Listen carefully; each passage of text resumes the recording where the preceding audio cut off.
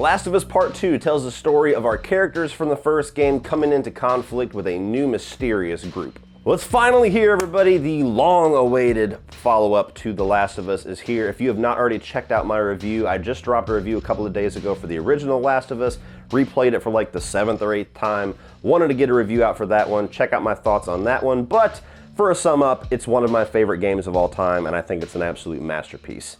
Huge expectations for The Last of Us Part 2. It's been about a 7-year wait. I've been chomping at the bit ever since I finished the first game at how they were going to follow up that story if they decided to. And now we have our story. We have our follow-up. We have our answers to our questions. And there's been quite a bit of controversy over this game. So there was some leaks. I had to bob and weave for about a month trying to dodge spoilers. And luckily I made it through the entire game, avoiding social media for the past week especially, without getting any of the story elements spoiled for me. And at the end of the day, my experience with The Last of Us Part 2 is that we have another masterpiece. I'm gonna get into some of the story, but I'm gonna keep 90% of the story until Friday, whenever I'm gonna have a special guest, Zach Pope, on for a live stream. We're gonna discuss The Last of Us Part 2, full-on spoilers. We're gonna talk about the story, all the way top to bottom, all the different new characters, the themes that they're going for, all the shocks and surprises that come along with this game. We're gonna talk about the gameplay, some of the new stuff, what we liked, what we didn't like, and we're gonna address some of the controversy around the leaks, because I don't know if he's gonna have the same opinion of me, but I have very strong things to say about it that might leak out a little bit in this review. We'll see, but keep your eyes peeled for that on Friday. As far as this reveal though, or this review, no spoilers, so you're safe. Just stay away from the comment section, because they don't follow my rules. So The Last of Us Part 2 finds Joel and Ellie about 5 years after the events of the first game, so Ellie's pretty much a full-grown woman at this point, 18, 19, somewhere in there. Joel's a little bit older, obviously. You still have that father-daughter kind of contention relationship, but there's some brokenness in their relationship for things that will reveal themselves throughout the game, and they are living in Jackson, which is the stronghold town, the kind of new world that his brother Tommy was trying to have that they went back to at the end of the first game. So for all intents and purposes, we start right where we left off thematically from the first game. And then you enter these new characters, a couple of people from this group that we have never met before, some shit goes down, and that's all I'm gonna tell you about the story.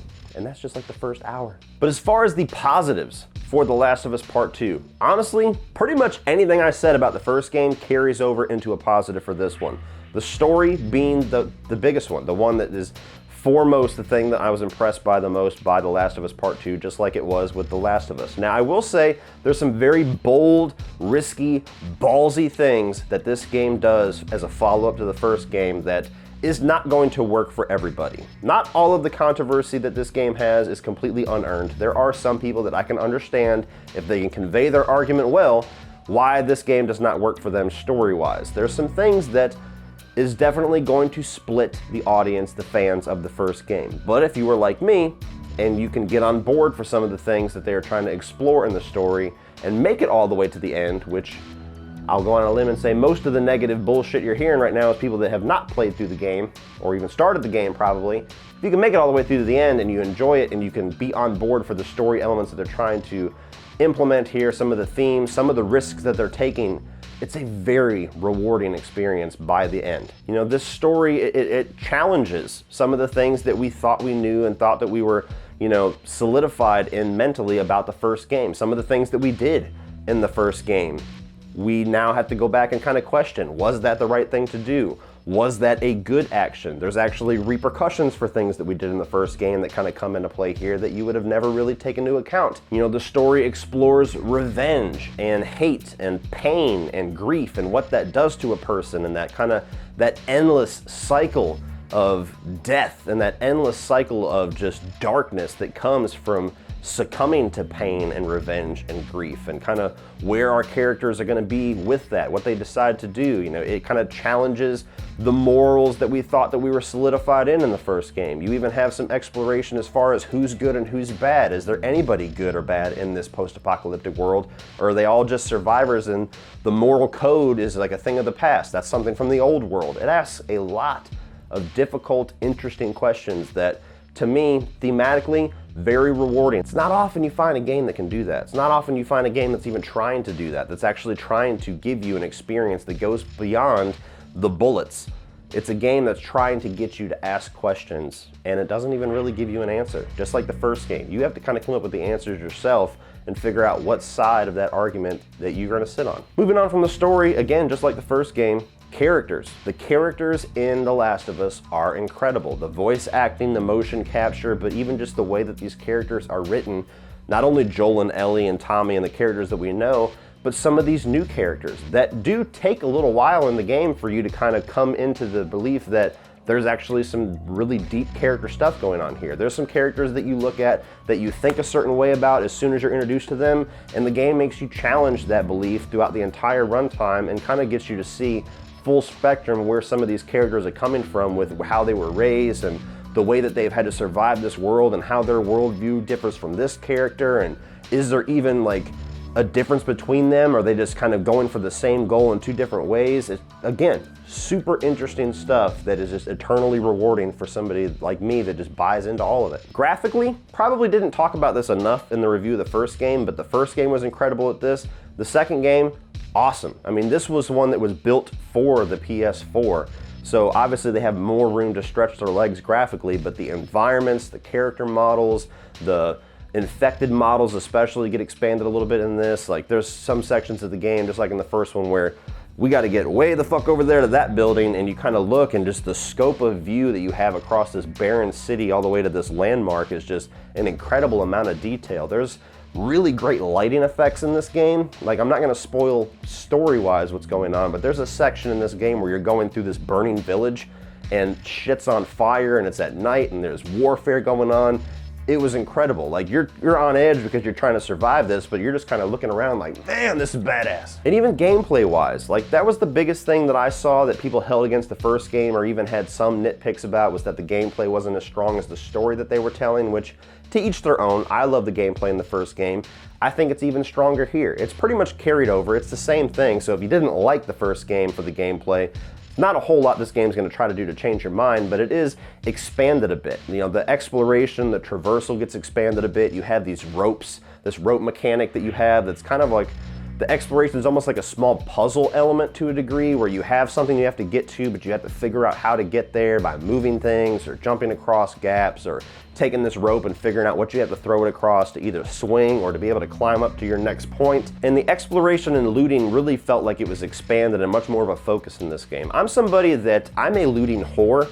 In a game like this where I'm totally captivated by it, I have to look in every square inch. I have to look in every cabinet, every drawer, open every door, look everywhere to collect every piece of collectible or, you know, notes for lore or crafting mechanics or ammo. I have to clean that place out before I'm comfortable moving on to the next section of the game. And that gets expanded a bit in this. If you're somebody that doesn't like doing that, you can obviously just walk right through and skip all of that, but you're gonna be missing out on a lot of story, and you're gonna be missing out on a lot of crafting mechanics and ammo, which is very scarce in this game. So if you're not on board with looting, you might wanna get right with it, or you're gonna get fucked up. The enemies get expanded a bit, not only the infected, which I'm not gonna spoil, but they do have some new infected in this game, which are actually pretty awesome. They change up the gameplay quite a bit. One encounter in particular was probably the most heart-pounding, tense sequence that I've ever played in a video game. I mean, that's a tall order, and that's a bold statement, but I swear to God, this whole segment, sweaty palms, I was like, holy fuck, I'm gonna die. Repeatedly. Even the human survivors kind of get expanded a bit. Their AI is a little bit better in this. There's a little bit more of like, you know, where they flank you, where they have different, you know, strategies to take you out that kind of makes you change up your strategy a little bit. You know, you can go prone in this game. You can lay down, not only to hide in grass, but you can crawl through and sneak a little bit better. Freeze. Holy shit! No!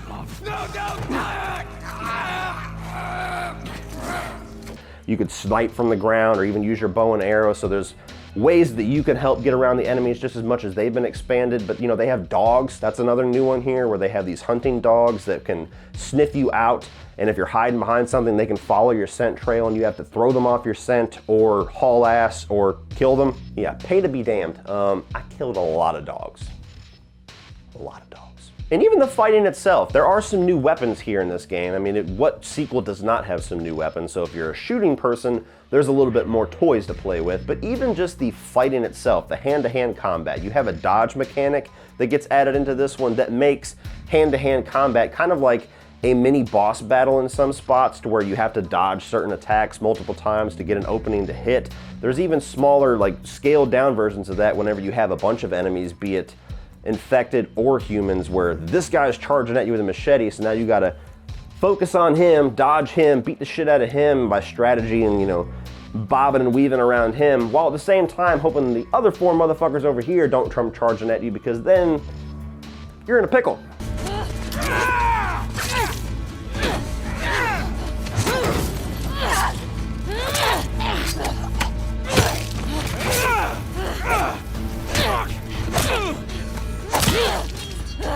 There's even a couple spots in this game which I think there was 1 or 2 spots that you could kind of do this almost accidentally. I don't know if it was meant to be that way, but in here there's certainly encouraged for you to figure this out.